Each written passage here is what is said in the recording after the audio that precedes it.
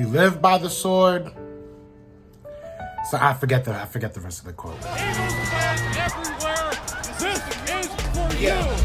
Fly was flying on the team. Touchdown. Time to get Jalen this ring. You don't really want to start a thing. This a Bird Gang Nation, baby. It's a Philly thing. Hater, and you looking like you type trash. I'm just here calling with Philly the podcast. And we can call a man dog or watch Miles score off the handoff. Rest of the division, your man saw Jackson like Sean, hunting like Randall. Season here, really time to do them in. Your boy Philly Fresco. Thanks for tuning in.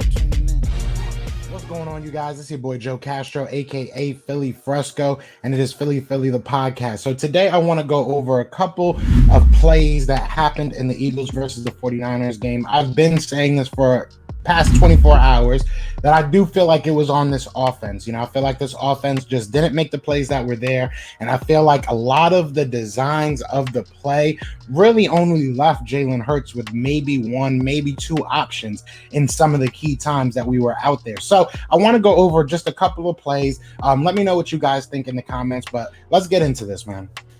So we're going to start off early in the first quarter, man. 12 minutes to go. This is right after Devontae Smith was able to force that, pass interference on Josh Norman, basically getting us a new set of downs. And here we are going into 1st and 10. And I just don't like the play call here. I feel like it was a designed bomb. I understand maybe you get these guys a little bit off after the, after the penalty, I should say. But I mean, if you look around, there's really nothing else out there. There's no other options. Literally no other options for him to throw the ball. So again, we're going to run through it full speed. And I love the rollout concept. I love getting him out of the pocket. But again, where else can he go with this ball? I would love to have the all 12, but it felt like there was literally no other option for him other than to go there. Good pass breakup by Jaquez Tart, but realistically, like I said, you have to give your quarterback other options. I feel like there were none there, and it's kind of a constant in this game that he really didn't have many options. So we're gonna go on to another play. Now, one player that really stuck out to me was Boobie Miles Sanders, man. I really felt like we saw him cutting, dashing, doing a lot of good things with the ball in his hand. Now, the one thing I will say, and I will agree with a lot of my subscribers that have been telling me this, man, is I'm not really sure why we wanted to pound it up the middle so badly. There were a lot of downs, a lot of short yardage downs, that we could have just done a sneak. We could have just pitched it to the outside. We could have done a RPO, a read option. There's so many things now that we have in our bag, and I just don't understand the simplicity of the play call. And especially when you look at this defense that we were going against, San Francisco 49ers are very strong up on the middle, and they're very strong in their front seven. So I personally would have made these guys have to make decisions on islands, but that's not what these guys did a lot. So I want to go over one of these 3rd and 1 plays that we had that was just kind of, in my opinion, wrong timing, kind of predictable. So we're going to go over it real quick. So like I said, it is 3rd and 1. And this is coming off of a pretty good run on, actually, I'll show it so we can see, because that does matter as well. So obviously this is coming off a 2nd and 10 where Boobie Miles had a really good run right up the gut. Now that could have been a 1st down, but it wasn't. Now if we watch this one, you try to go right up the middle, but they're ready for it. This is something you have to see pre-snap if you're Jalen Hurts. You look at how deep they are. They had about 8 people on that line of scrimmage. And I want to run it back one more time. And I want to pause it right here. Look at all that space you have on the outside. Look at all that space you have on the outside. Why is this not an option for Jalen Hurts? Why is this not a read option for Jalen Hurts? Why can't he grab this ball and take it out? I just feel that this offensive coaching staff really handcuffed Jalen Hurts. And I will put a little bit of it on Jalen Hurts. There was some bad decision making, but these type of 3rd down calls, can't happen. You have to know what you're going against. You have to see the team you're going against, and you have to base your calls on that. I know that this is still kind of early, but this was happening all throughout the first quarter. The first quarter, we took a lot of deep shots, really unnecessarily. So, I mean, once you get into a position like this, that the run game is working, that's cool, but offset it a little bit. You know, like I said, the play right before this was basically the same exact thing. So you're not fooling a defense and a front seven that's very good. This is where they make their money. So like I said, I liked what Booby Miles Sanders was doing this game, but I also feel like sometimes you can't handcuff your mobile quarterback. So this isn't the worst play in the world. Obviously, you know, we get blocked on the field goal here. Could have been up 6-0, but it's not. I don't blame any of the players out here. I blame more of the coaching staff on this one. Like I said, I think you can't handcuff somebody like a Jalen Hurts. You got to let him see what's going on at the beginning of the play. And I mean, realistically, you have to see what's going on at the beginning of the play. One more time, I just want to watch it live. That's obviously the second. That's not what I'm talking about. But again, you see, boom, I can count right off the top. You have 8 people in that box, and you have maybe 2 people out as cornerbacks. And again, I don't have full, you know, all 22. So it didn't look like, you know, that it was something that we couldn't run on. So that we couldn't pass on. So I don't understand the mentality behind that. And that's the biggest thing for this game. And that's something that I'm going to continuously harp on through these couple of plays that I'm looking at, because my thing is, I'm going to keep saying this, you cannot handcuff your quarterback. You can't put yourself in 1 to 2 option plays. You just can't, especially against great defenses like this. So let's get to the next one. Now, I do feel that this game, no matter what would have happened, no matter really how we would have, you know, tried a game plan against these guys, it would have been a chippy game. This cornerback group really came in here and played pretty well. I mean, we thought, I won't say we, I won't put you guys in my mess, but I personally thought that we were going to be able to throw all over these guys. And I really didn't think that they were going to have that great of coverage in the back end. I thought it was going to be all on their defensive line. But if you look at this next play that I'm showing, it was the opposite of that case, but it was still a good play for the Philadelphia Eagles. And this just kind of makes my point that I feel like when you handcuff Jalen Hurts, you put yourself in bad situations. You can tell that he had a lot of options as far as wide receivers go. He had a running back that leaked out, was still covered. Everybody had good coverage on them. There was really no options. But when you have a quarterback like Jalen Hurts, he can make things happen. So I want to check this play out. And as I said, you got great coverage in there. Everybody's covered. He already made his decision. He's going to find an alley. And he did so well. That's what you have when you have a mobile quarterback like Jalen Hurts. Put yourself in a 3rd and 2 instead of a 3rd and 10. I love that.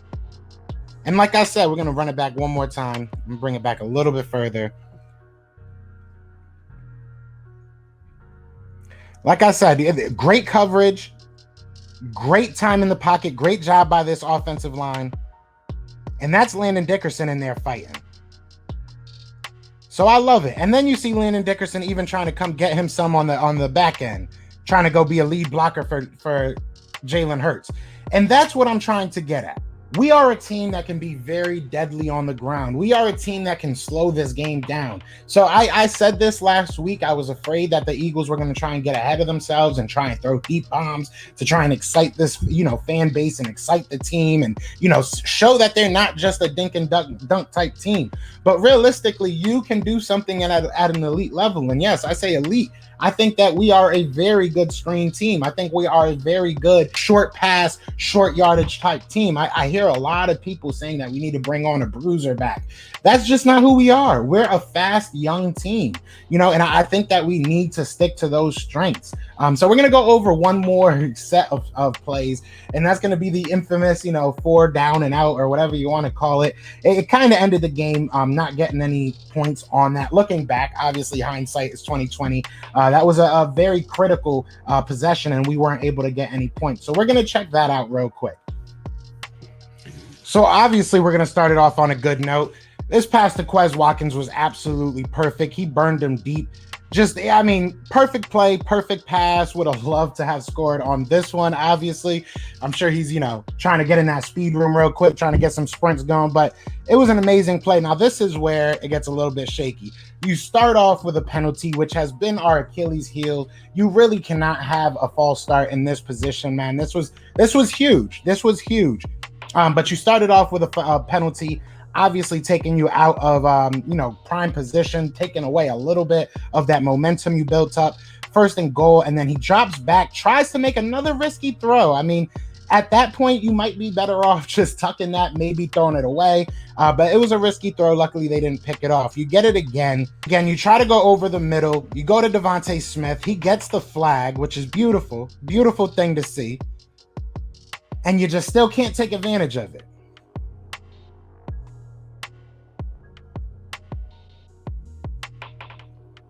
So now you're right back on the 1 yard line. You try to pound it in, fake it, and he has one option. He has one option. This is what I'm trying to say. One option. Then you try to pound it in with Miles Sanders. Obviously, that doesn't work. You could have had Jordan Howard in there, man. Isaac Seumalo just got beat off his block. Now you're at 3rd and goal. You do that fake thing again. I'm not sure why you don't just give that to Miles Sanders. But again, you have one option. That's not going to a different side. That's just going to one side. And then this 4th and goal, this was just a dumb play. This was a dumb play. If you're going to make a play on 4th down, you put it in your best player's hands. First of all, I don't know why Jalen Hurts doesn't get, I didn't know you could touch him that much in the back of the end zone, but you can. So, I mean, let's look at it one more time. I want to look at that play one more time.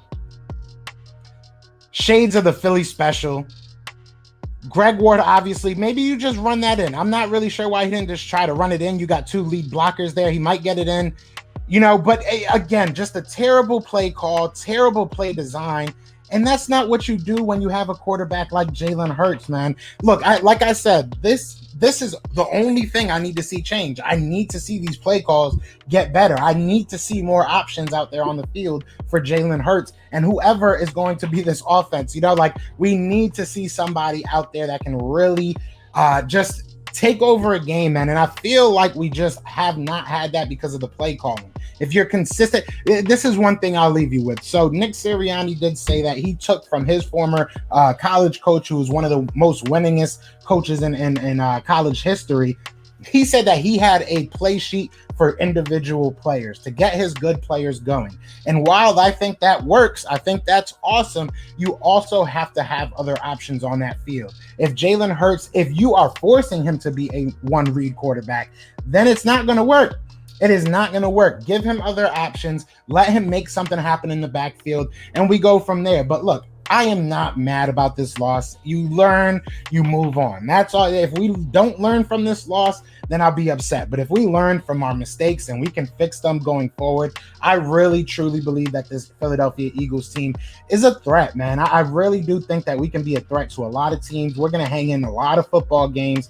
And, these are all fixable things. These are all fixable things. Jason Kelsey said it best, man. When losses are never a positive thing, but it is what it is, and you got to go out there and fix the mistakes. So I'm looking forward to this Cowboys week. Now, we did the 24 hours of griping. I'll probably post this today on Monday. I'll probably do a call-in later on today. But other than that, man, it's over. Now we on to Dallas. We want to beat Dallas, and I think that we can. So we're going to have a whole bunch of really good guests this week, because this is a huge week for Eagles fans and Dallas fans. So this is going to be a fun one, but I appreciate you guys for rocking with me. I know this probably is going to be a little bit of a longer one than usual, but y'all know what it is, man. It is Fly, Eagles, Fly, and we are out here. Everywhere, this is for you. Fly, Eagles, fly. Touchdown, time to get Jalen this ring. You don't really want to start a thing. This a bird gang nation, baby. It's a Philly thing. Hater, and you looking like you type trash. I'm just here calling on Philly the podcast. And we can call a man dog, or watch Miles score off the handoff. Rest of the division, your man saw Jackson like Sean, hunting like Randolph. Season here, early time to do them in. Your boy Philly Fresco, thanks for tuning in.